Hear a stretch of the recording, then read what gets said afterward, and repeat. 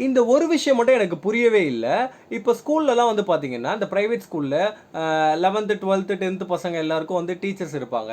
அவங்களுக்கெல்லாம் சம்பளம் வந்து அதிகமா இருக்கும். ஆனா இந்த ப்ரீகேஜி, எல்கேஜி இந்த மாரி கிளாஸ் எடுக்கிற டீச்சர்ஸ்க்குலாம் வந்து சம்பளம் வந்து ரொம்பவே குறைவா தான் இருக்கும்.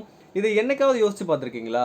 இப்ப பெரிய பெரிய பசங்களுக்கு வந்து டீச்சர்ஸ் பாடம் எடுக்குறாங்க அப்டின்னா, அவங்களுக்கு பெரிய வேலைகள் இருக்காது. அந்த சம்மோ, இல்ல அவங்க வழக்கமா படிச்சுட்டு வந்த ஒரு சப்ஜெக்ட் தான். அவங்க லெசன் சொல்லிக் குடுத்தா புரிஞ்சுப்பாங்க. பசங்க மெச்சூர்டா இருப்பாங்க. அவங்களுக்கு ஒரு பெரிய வேலைகள் எதுவும் இருக்காது.